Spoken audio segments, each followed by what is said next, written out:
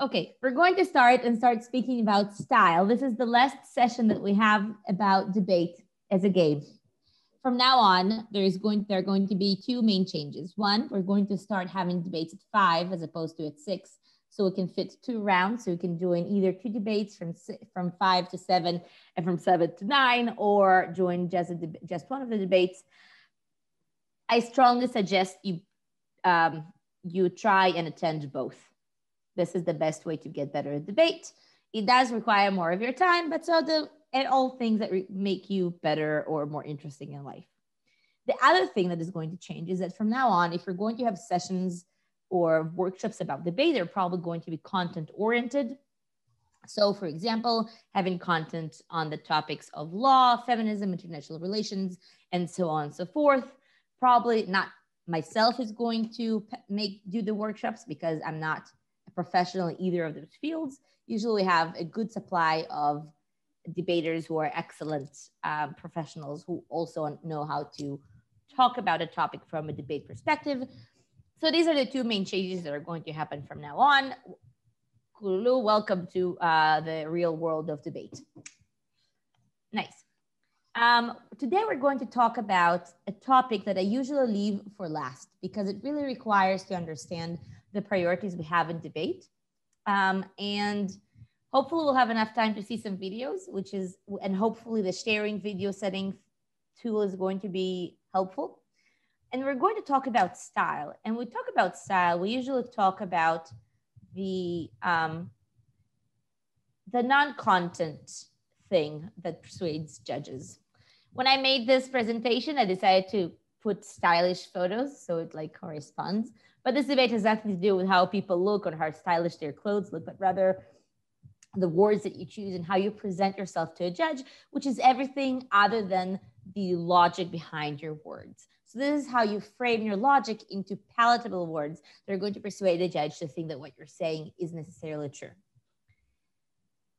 A couple of things that we face specifically as ESL speakers, specifically when talking English, but this is also true for first-year speakers when they speak Hebrew. We often struggle with a number of issues. First of all, we don't always have the vocabulary. So for example, for a year, it took me at least a year to learn the word deterrence. And I used to say, you know, it's going to keep other criminals from doing the same crime because they're going to be fearful of the punishment instead of just using the word deterrence. The other issue that we often face is fluency, is having a flow of thought, saying all the words in the correct order that we wanted them. I'm sure that some of you are like, yeah, I feel like this is me. Like I have an idea of what I want to say, and it doesn't necessarily translate into what I'm saying. Thirdly, what we often face when we try to speak about debate topics, we lack the sophistication. When we write down a paper, we have time to choose the words. We have time to construct the right idea and the right flow of argumentation. Fourthly, we have an issue with time management. At the end of the day, we want to say a certain amount of words, but we have only 7 minutes. I'm sure that two months ago when we just met, you said, wow, 7 minutes. It's a very long time. How will I fill up the time? And by now, all of you have struggled with using your time in such a way that the 7 minutes are going to have all of your information, all of your material in them. Because we don't have great time management. We don't feel time as well when we speak. And this is often a problem when we try to make very clever arguments that require a lot of linking of a lot of statements. Fifthly, it's very difficult to follow the debate and listen to what people are saying and to understand what they're saying, because it's either done in a foreign language or it's done at a pace that we're not used to, or it's arguments that we've never heard. And sixthly, we often struggle with clarity. More often than not, one of you guys or someone at the competition after the round would come up and say, so what I meant to say is this, but you understood that. And I'm sure this has happened to you, that you meant to say something, but your speech wasn't clear enough to really reflect this idea.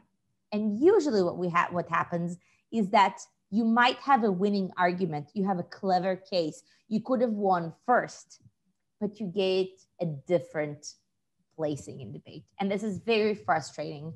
Sometimes you might get a first, but your speaks are going to be very low. Those of you who've gone to a competition already know speaks. It's your personal grading. You have a ranking as a team, and then you have your personal ranking. And you might have very low speaks because the speech didn't get the credit it could have gotten. So these are usually the main issues that we have as speakers. As first-year speakers, there's ESL speakers. And today we're going to discuss different ways in which we can make our speeches more accessible, more interesting, and more clear to the judges, and hopefully more winning. So first of all, well, the first thing that I'd like to point out is, especially if you debate in English, whoops, I did not edit this, this slide, so I'm just going to talk about it. So the first thing that I'd like to point out is that it's very important that you prepare in the language that you're going to debate in. This is number one. Number two, it's important for you to use words that you're going to actually use in your speech. More often than not, you will say, I know how to prove this argument. But when you start saying the argument on stage, you get to words that are sort of just running away from you. You can't think of the exact word. And the first thing that you have to do is to make sure that you are already prepared to what is going to come by putting your mind in the right mindset. So you start by speaking the language during the prep time that you're going to use during your speech. And this is true, by the way, not only about debate, this is true about any presentation that you're making. 15 minutes before you start talking about the presentation, you want to use the words that are going to be used in the presentation. And this is critical, especially when you are on time and you don't have a lot of time to struggle for words. So I think this is pretty obvious, but those of you who are going to go to an English speaking competition at some point, and all of you from what I know are ESLs, will know that what I demand, and Itai and Tamir and Michal who've gone to yours competition will tell you that this is so, is that from the moment they wake up, I force them to speak in English. And that really helps just pull the words out of their brains a lot faster. So the second thing that I'd like to point out that you can really do is you really have to organize your notes. I know most of you, or hopefully all of you, have heard the saying that the opposite of forgetting is writing things down. And I'd like to point out that it's not just writing things down, but making them written in such a way that is going to be very, very clear and obvious. Now, note that because this is a style presentation, I have a different format and every slide is different to the previous one because it's about styling your speeches in a way that is going to be memorable. This is also an indication to how you should organize your notes. Because if you even look at this slide, just visually, the first thing that pops out is the picture because it's the only colorful thing that you see. The next thing that you see is number two because it's the largest written symbol there. And then your eyes go to the blue letters because they're the second largest, and then you have the white words. This is an indication of how our brain works by color coding and by writing things in a way that is going to be obvious for us. When you read off from your notes, your brain is going to go very, very quickly.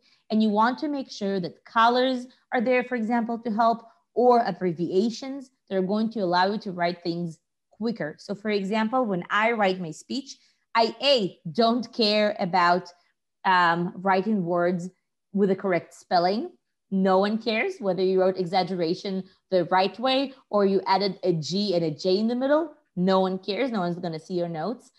And secondly, I always write with abbreviations that I already know. So for example, status quo, I write SQ, slippery slope, I write SS, mutually exclusive, I write ME. Or if I say that something is going to significantly go higher or expand, I have like a little arrow that goes up, and all of these little tricks really help me save time on writing and make it very obvious for me. My notes aren't there for me to read them out loud, but rather a reminder of the case I've already built. Now, different speakers have different styles. Ayal, who is an excellent speaker from Israel, writes all of his speeches down to the letter, which is amazing. I don't know how he does it in 15 minutes, no idea. But 3 things that you can do in order to make sure that your notes are organized. 1, make sure that you use color coding. And the other thing that I do, for example, is I have clear numbers. So it's clear which page is first, which page is second, right? Dror, during the competition last week, forgot a clash or a paper, right, at some point. Do you remember correctly, or is it someone else? Someone else. Okay, so I just spoke badly of, and no one knows which Dror, right? So no one knows whom I spoke badly of. But basically the idea is that you really want to make sure that you don't forget. And I know people that they sometimes forget clashes, they sometimes forget arguments. They have this paper that just flies around. Make sure.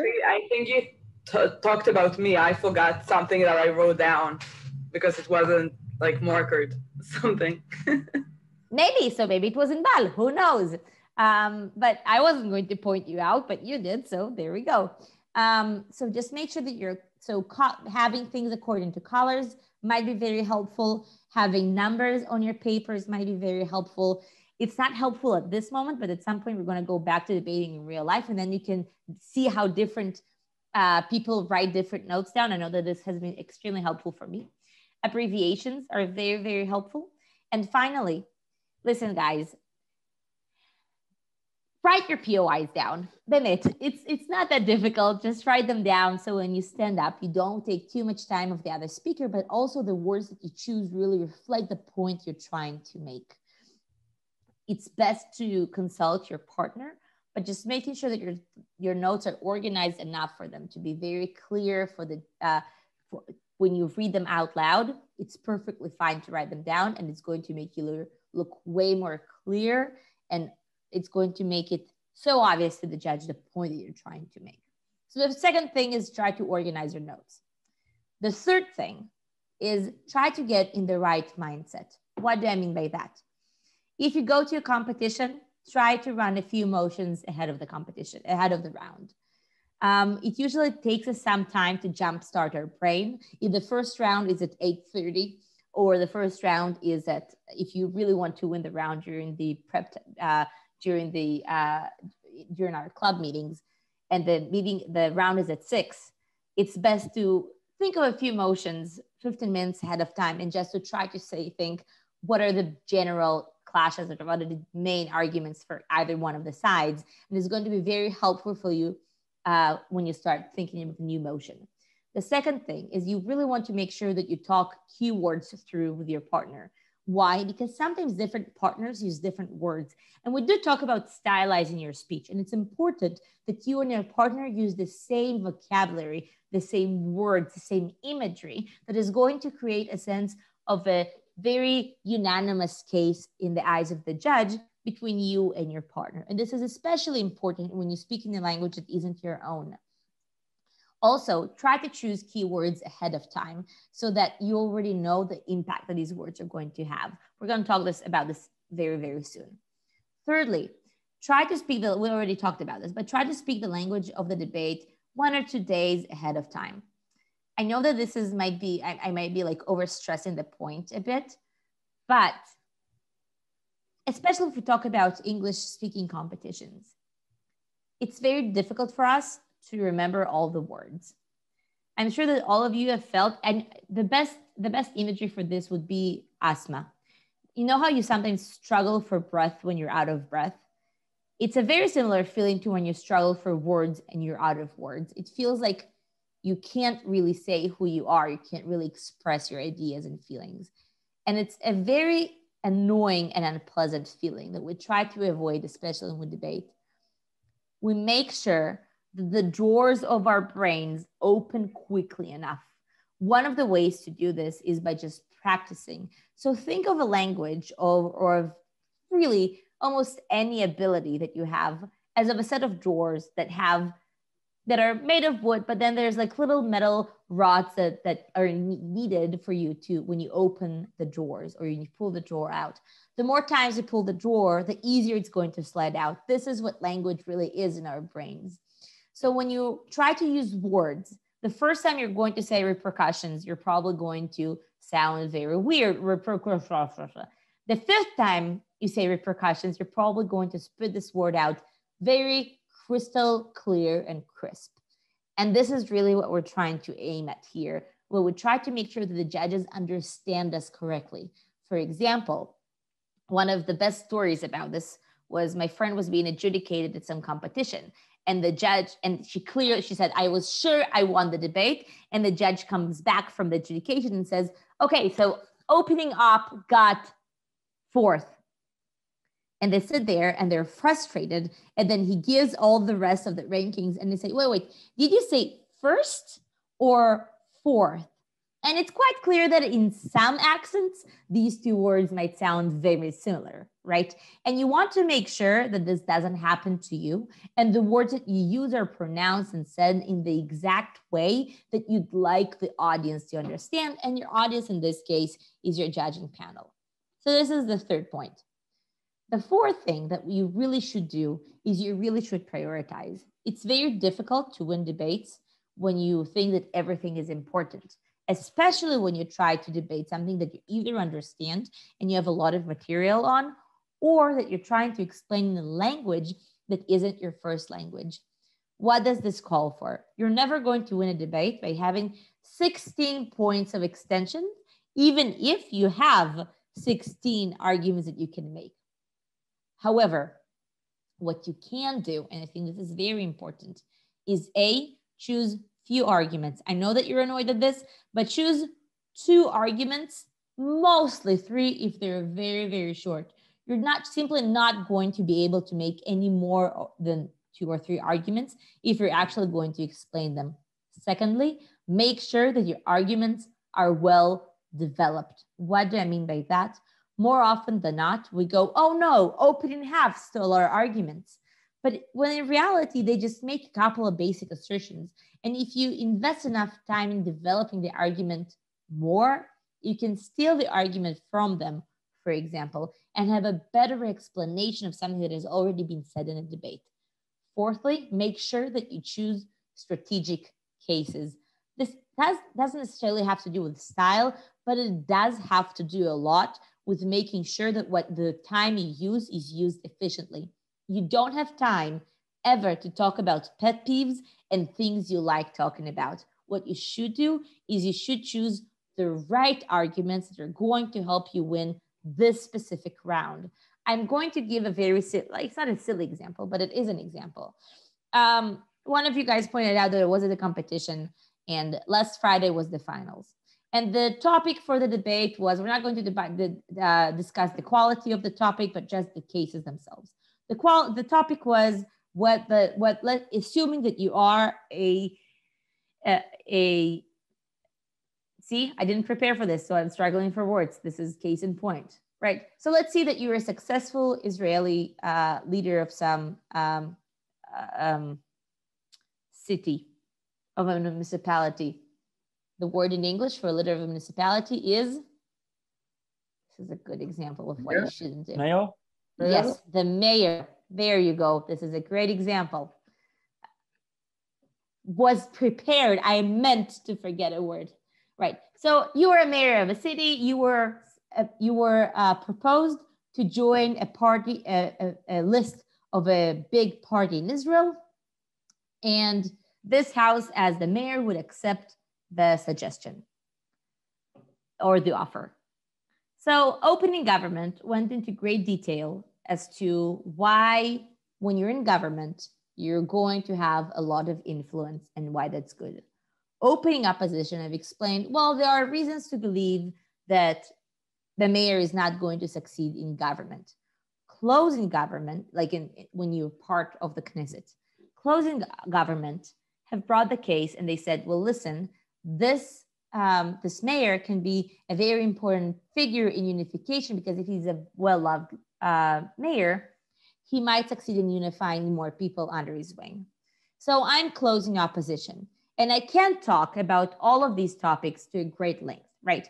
I can't talk about mayors and how they affect their cities and how they affect the government and what the government actually look like and the long term and the short term. But at that point, the point by which the debate comes to our speeches, the way we choose to talk about the debate is we choose only strategic point, because the only way to win this debate is to explain A, the likelihood of the failure within the government, and the second point, which is a strategic point of extension, why on the municipality level can have larger national effects than the government level. So if governments want to win the national level, so then I have to prove why on the municipality has more national effects than members of the Knesset. So this allows me, instead of going into very long and complex arguments as to how municipalities work, I can just explain why municipalities have more effects than the Knesset. And this gives a strategic advantage in terms of time management that allows to invest your time correctly instead of just saying a lot of interesting and fun words. The fourth thing that I'm going to say is I think you guys should invest in meta-analysis, which is very important and we don't talk enough about in the club. Anyone knows what meta-analysis is? What is meta? Discussing the clashes and how the debate went so far, stuff like that? Basically, yes.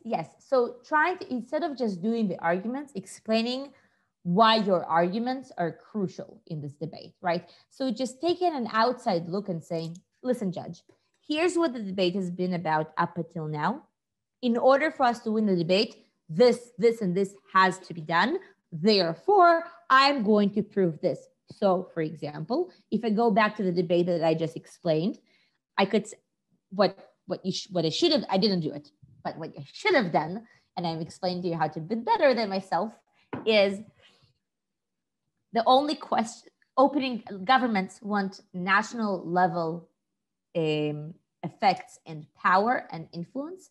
Opposition want a power on a municipal level. I'm going, therefore, in order for me to win both governments, I have to explain why the national level is achieved more easily or to a greater effect on the municipal level, right? So all of this sentence is not necessarily an argument, but it does explain why my argument is the winning argument within the context of that specific debate, right?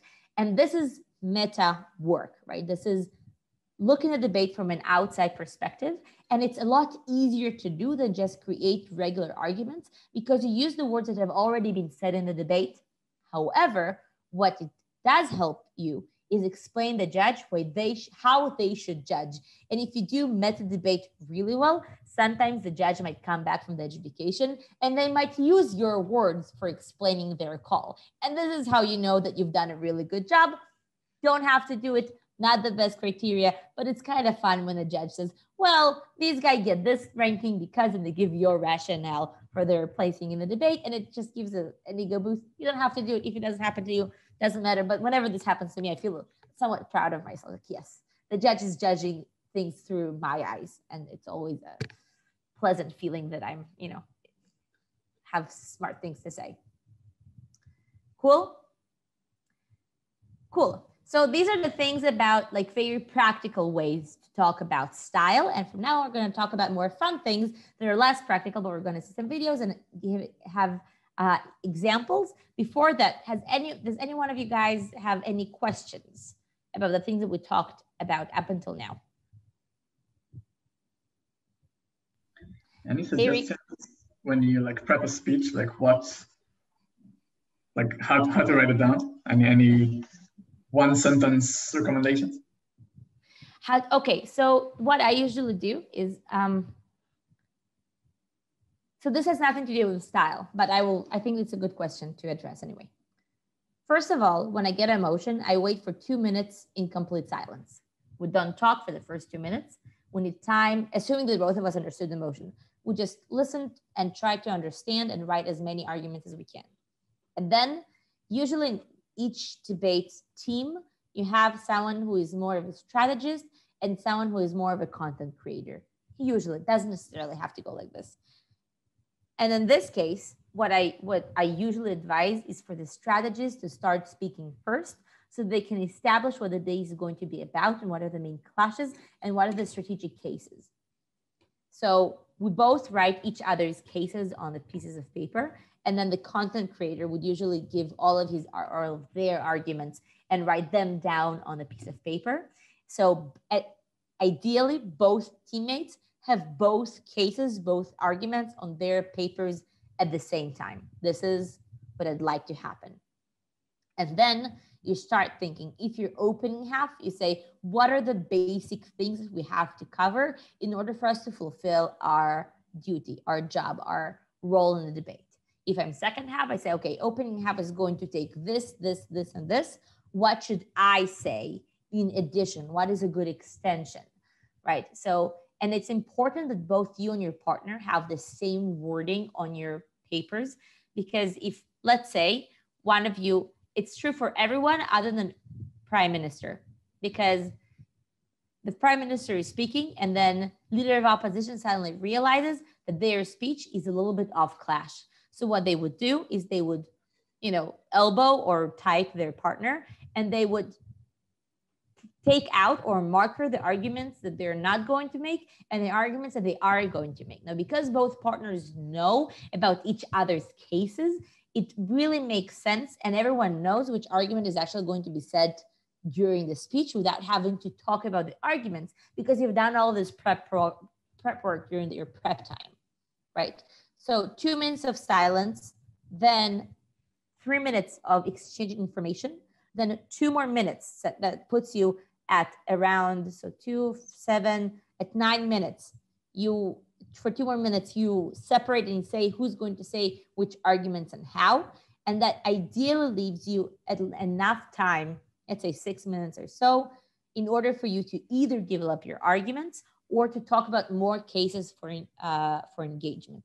So if, for example, when I extend, I write most of my extension during the debate and not ahead of time.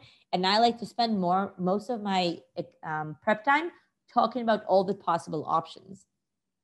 However, if I, during the prep time, know that my case is very creative and it's not going to get stolen by opening half, then I already start extending and start talking to my partner about the topics or like the ways that we can prove better and about the pertinence of proof within each of the arguments. Hopefully that answers the question. I was actually going for more for like what to color code and write down okay. points and stuff like that. Yes, I misunderstood. Okay, so I color whenever I write, I have so the titles have to be very clear, and I color code the titles so I know what is the name of the clash, because I sometimes forget the name of the clash, which is very, very silly.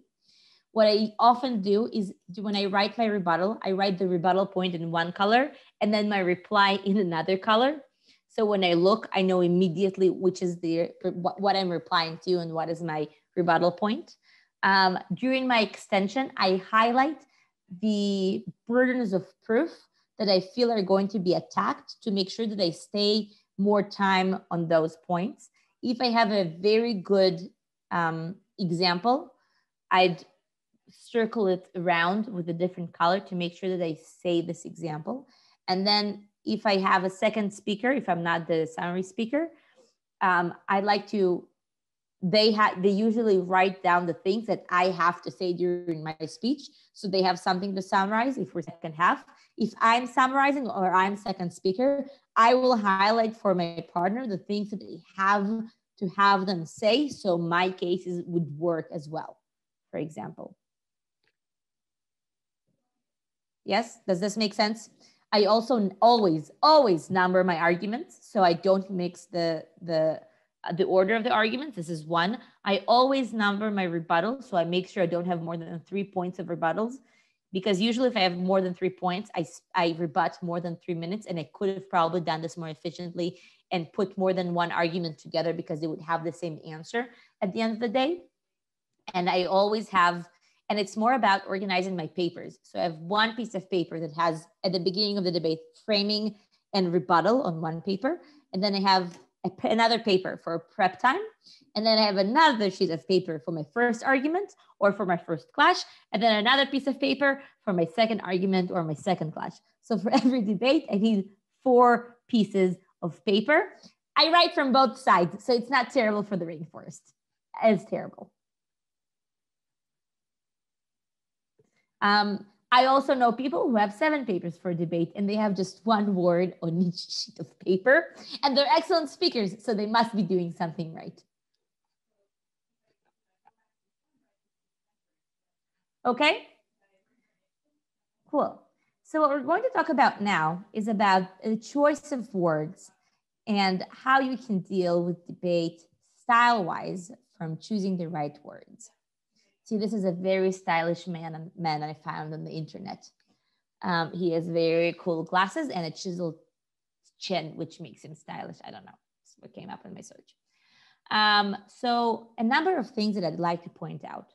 When you speak in a debate, the words that you use have a significant effect on how your argument is being perceived. And while the logic behind your words may stand true, the words that you choose to use during your speech end up defying how the judge sees, perceives, and values your speech. We're going to see a number of examples. And then we'll talk a little bit about the choices of words, and we'll talk about this slide a little bit more. We'll see one example of an EPL speaker, someone whose English is his first language. And then we'll talk a little bit about how they use words and how they use style to make their argument more persuasive. And we'll see some ESL speakers and see how they deal with similar issues. What we're going to watch now is a speech from the grand final of 2016 European World Debating Championship. That took place in Saloniki. The speaker, his name is Bo Seo. This is also the team that ended up winning the final from opening government.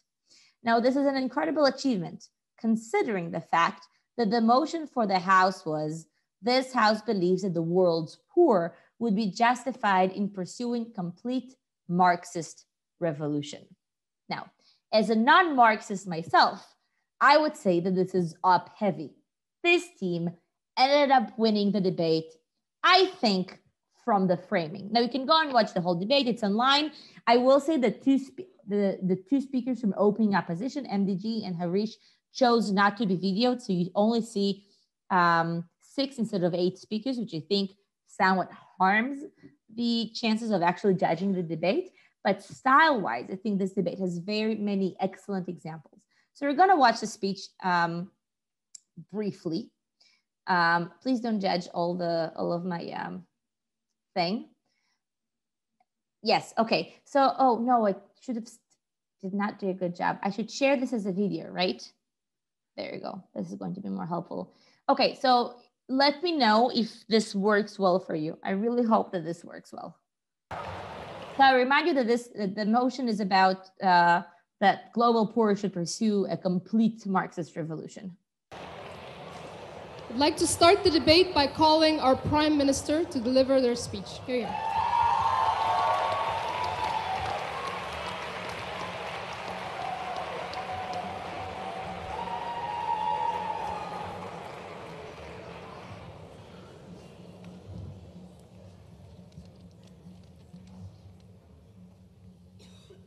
Does this work? Varia? Yeah. Could you just explain like a bit what the motion means? Do you know what a Marxist revolution is? Yeah, well, let's pretend not. So basically, it's a Marxist revolution means that the global poor rise up in a revolution. They take the money from all the rich people. I'm saying this very roughly. It's a much more complicated theory than that.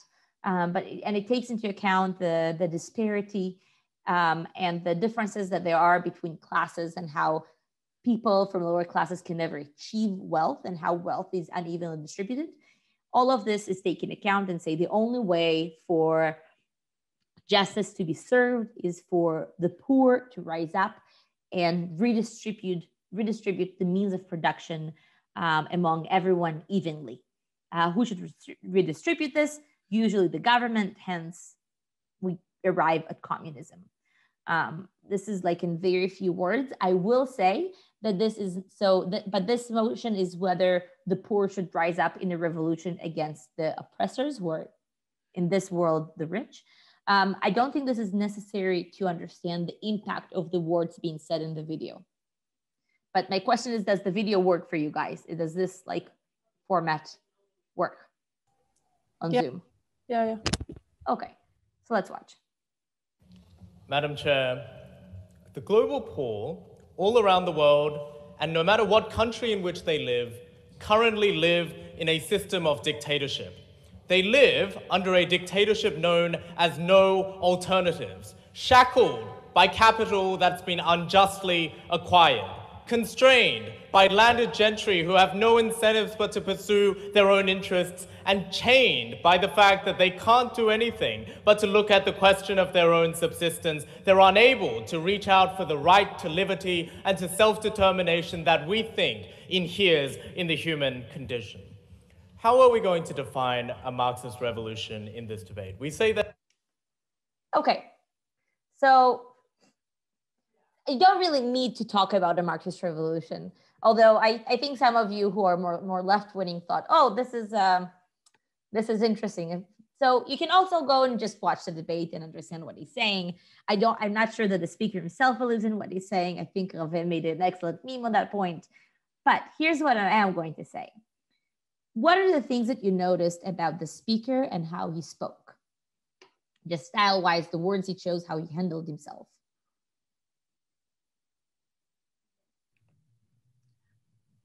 He was really, the words sounded powerful, I guess, like because he said them like really seriously and slowly, not slowly, but like. So he did speak slowly. I agree. So he spoke slowly, right? What else?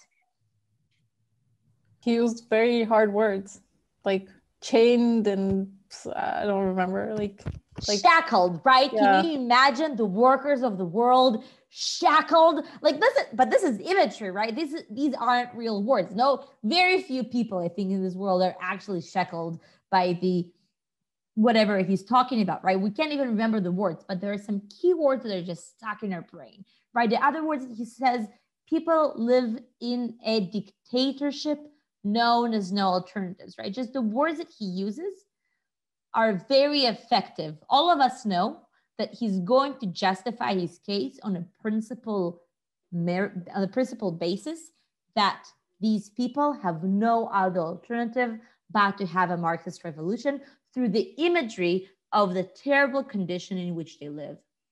And this is how you can sometimes win, by choosing the right words. They also win for other reasons. This is the final. So other teams also had excellent argumentation, and I highly suggest that you try to watch it. However, what I can say is that regardless of what other teams say in this debate, what they end up doing is they create an image in the mind of the audience that really shapes the narrative of the conversation. What I will also say in this regard is that this is an EPL speaker. This is someone for whom English is considered to be a first language. It is not his first language, from what I know. I think he speaks Danic. I will not say an uneducated guess. However, what we can say is that he managed to think of the words ahead of time. If you noticed, he looked quite often down on his piece of paper, right? Did you see this? Because he made sure that the keywords that he's reading are read exactly as he wanted. If you watch the rest of the speech, he really picks up his pace to make sure that all of his information is packed into his speech. However, what he does do is he's framing his, we'll say, his engineering of the concept of what this debate is about is said very slowly, and he's not scared of pauses. Right?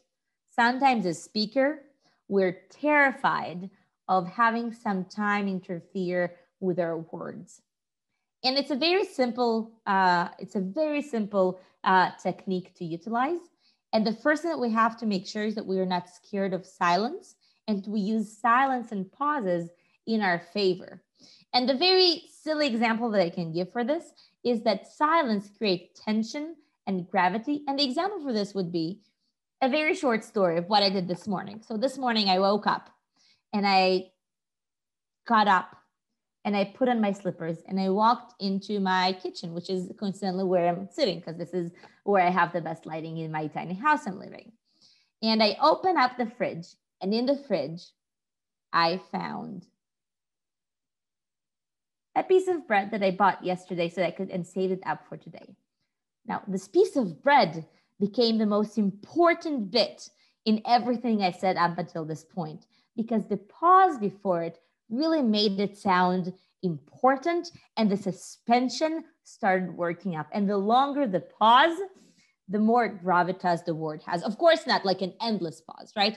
But having pauses is a very powerful tool to make a word sound more important.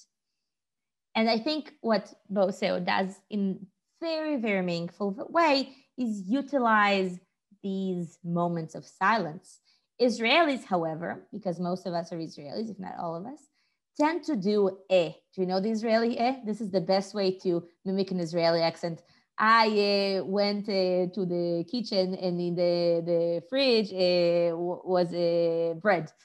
And I mean, it's the same story, right? The logic behind it basically is the same, right? I get up, I go to the kitchen, I sit here, this is when they're sliding. But one has importance, even though it's about bread, and the other one, you say, Varia, I can't listen to this anymore. So just in terms of styling, you make sure that the words or the bits of information that you want to be important are said slowly. This is true in any context of any language, but especially, and this is true not only for debate, this is true also for your studies and for your presentation of your research.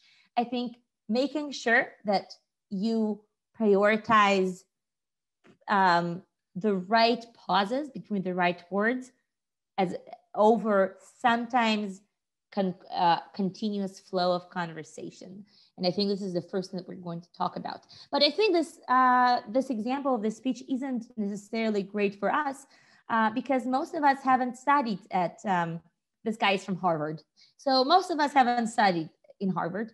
And I think none of us have had foreign education. And what I'm definitely sure is that no one from the people sitting in this room have had to write numerous essays on Marxist revolutions, and words like shackled and system of no alternatives are words that are a little foreign to us. So what we're going to watch now are examples of ESL speakers who use words more like what we use them like, and how they use strategy in order for them to win a debate.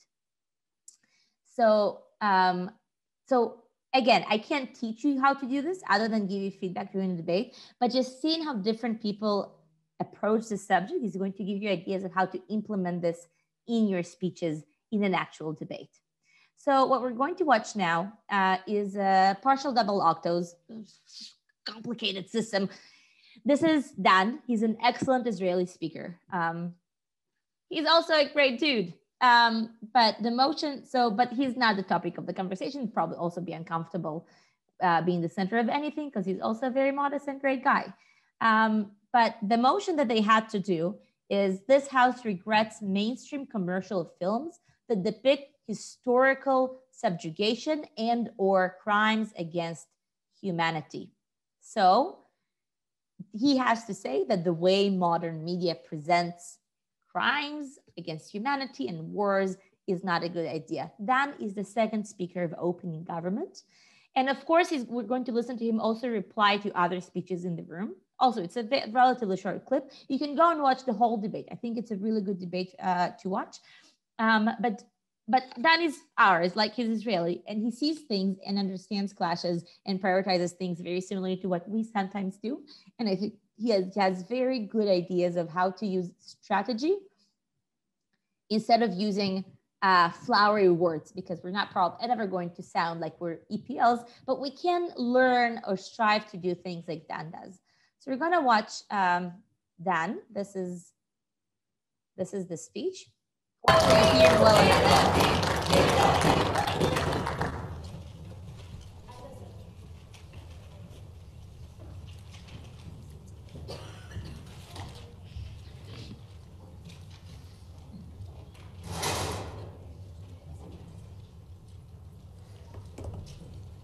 Okay?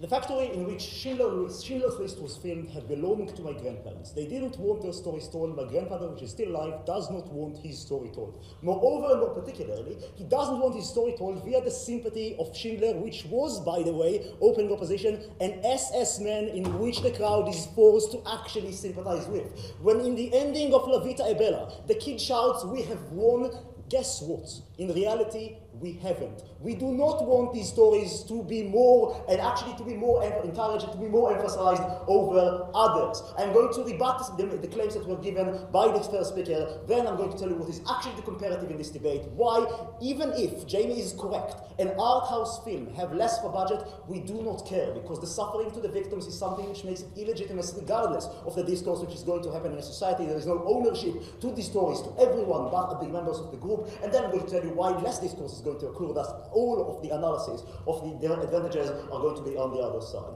First, okay, so other than Dan's parents owning Schindler's factory that we now all know of, what are the strategic things that Dan chooses to do in his speech that you noticed? He talks fast. He does talk fast, I agree. But I think it's very clear what he's saying. I think he put aside like one clash and for another clash. He just go for one. He doesn't care about the society and how it looks. It's all on of the people who were there or something like that. So I don't know if doesn't care, because he does say that he's going to talk about it, but he prioritizes, right? He says the practical clash isn't as important, like the discourse clash isn't as important as the harms to the victims. And this is what we talked about a little bit about meta debate. He says, if I prove this is sufficient proof for me to win the debate, regardless of whatever else happens in the debate, right? I usually suggest that you don't tell personal stories. But what Dan does do with his story, which isn't really personal, because he does just tell, say, his examples within his framing, say, there is a point of view that's forgotten. It's the point of view of the victim. Here's how the victim may be harmed. Here's how the victim may disagree with the mainstream perception of the horror, right? And if you notice, Dan at this point spoke for a minute and a half. And within a minute and a half, he's managed to, like, you should watch the debate again to know that what I'm saying is true, but he manages to reframe the debate in such a way that the only thing that matters now, or the thing that matters most at least, is the perspective of the victim, which honestly, what should we talk about? The victims, or how most of society perceives a certain horror. But Dan manages to say that the people who have suffered are more important than the rest of society. And I think it becomes very clear what he's trying to say and why he thinks he's going to win. And this point, all he has to do is to just explain his arguments, right? And this meta work that he does at the beginning of the debate really helps set the expectations, both of the judges, but both of the other teams in the debate, that end up not being able to rebut them. And if I remember correctly, yes, they definitely go through to the next round.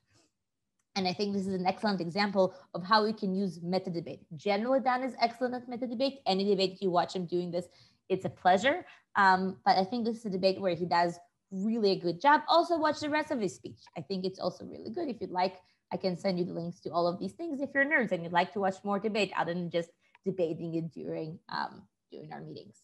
So the third, can I ask? Yeah. Why is it bad to have a personal story, in your opinion? It's not necessarily always bad, but usually it makes the debate very personal. I'll give the most clear argument for this. Let's say we're talking about sexual harassment, and I was not severely sexually harassed no more than any other average Israeli woman. So I'm just going to put this out there so none of you feel uncomfortable. But let's say I tell a personal story of how I was molested as a child. I wasn't, but let's say I was doing this. And then the next person who needs to come up and speak after me is some really, really nice guy. Let's say Dotan, who is a nice person and doesn't like to offend women because he's a gentleman and a feminist. I don't know if he is, but I'm going to say that he is. And the speech after me, maybe is, are you not a feminist? Do we need to have a conversation? Okay. So the Tan then has to rebut my case, but my case is built on a personal example. So what he essentially does is explain why Varia, like he invalidates my horror and my trauma as a person, right? Do you see what I'm saying? So it's just not very fair because it makes the debate personal and not about the logic behind the words. Does this make sense? So it's just not very sportsmanlike. So I guess on more casual topics. Oh, you can, no, you can. Yeah, first of all, yes. And second of all, just I would tell the same story, but from a third person. And then it would not make people rebut me as Varia, but the logic of my case. And also, if you know the people in the room, that you can definitely make fun of them and tell stories about them, which is what sometimes happens. And that's perfectly fine because you already know and you know about each other's boundaries. The rules just about having civil conversations in a debate session. Yep.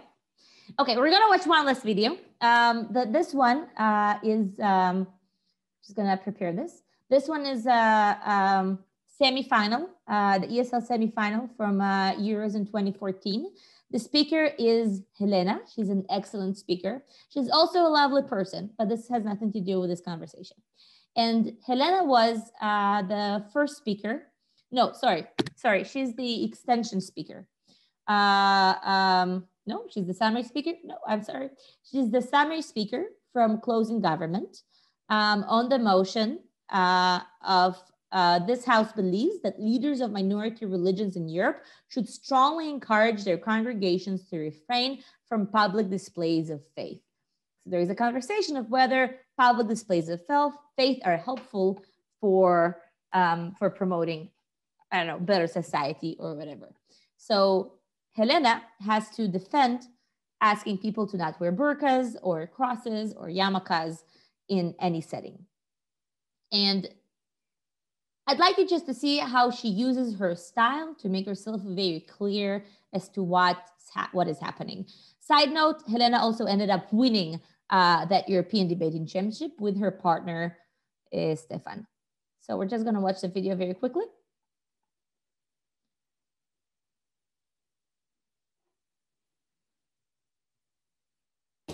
Many people, when they see someone wearing a burqa, say, ooh, terrorist. Because we've created that narrative. You get de-incentivized to talk to that person. But once that person takes burqa off and still remains Muslim and still fulfills the vast majority of religious norms, but you start talking to that someone, that is the moment where you realize that all the stereotypes you believe are false, that all of those things are untrue, and that you were wrong, and that you should definitely change. What are we telling you in the whip speech? A, why identity will still remain and why in that way we're not jeopardizing people. And B, why we think that integration will happen and the extremists will not rise. Before that, a couple of points of rebuttal. In terms of... So this is an example. So first, Helena is lovely and she's excellent. Secondly, she's a woman and I like to see women in debate. There's not enough of us in this world. But thirdly, and I think most importantly, if you notice, she didn't use any fancy words, right? There's no shackles. There's no, fancy, Harvard and Oxford words. But what she does do is she effectively does the same thing that Dan does through a very clear explanation of why religious attire or symbols are stopping people from communication, and that communication is the way to end bigotry.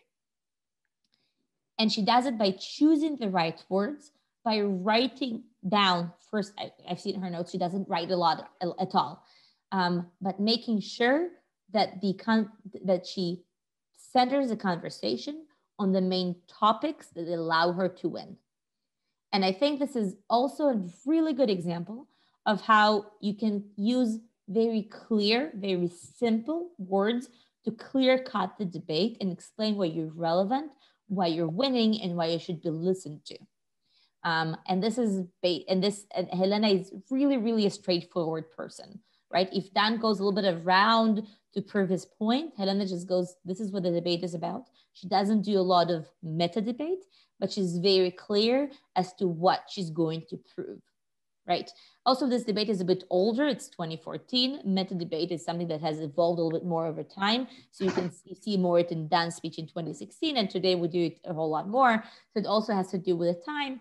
But generally what you can see is speaking fast, speaking slow has nothing to do with it. My last two cents on this topic. Sometimes speakers ask me, but what should I do with my body language, right? And this is the point that I don't have enough time to get to. But different speakers did different things, right? The first speaker that we saw was really composed and spoke very quietly. Dan he was speaking very fast and used a little bit of his hands. Helena was super expressive and she was a little bit angry, right? She's always angry when she debates. And I think all of these things are fine because I don't think that you need to learn a specific form of physical expression to be clear. Because what you get when you do that is a very annoying trait of people trying to go by the book without having this body language as part of themselves. You see people controlling their hands in a way that makes them feel like they're doing something with their hands. They try to control their voice, and none of this becomes very effective because it becomes a performance as opposed to persuasion. Yes, Navot, Gidon Sa'ar is an incredible example. If you've seen any of his videos, he sounds like he's reading a book to toddlers. And I'm like, but you're New Hope? Did you see all the Star Wars references about the yes? Okay, cool. I love it. I think it's great.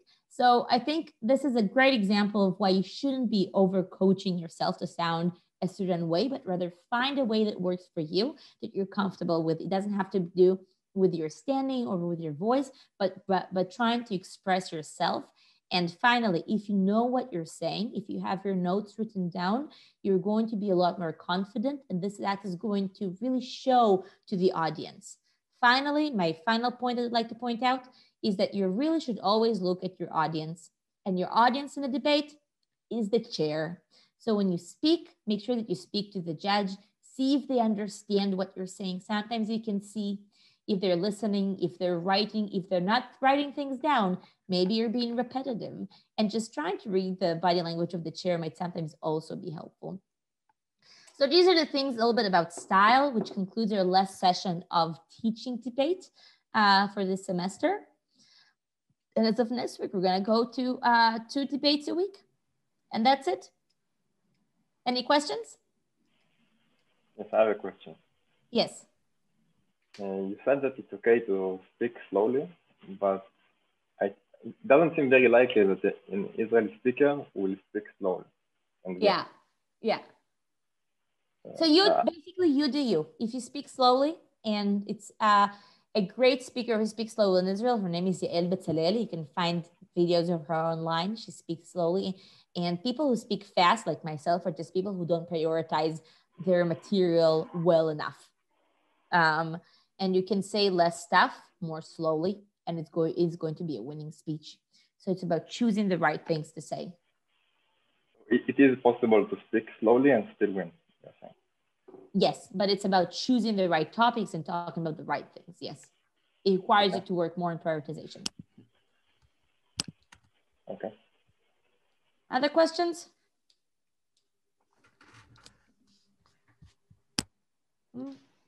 Okay, Navot, are you doing the...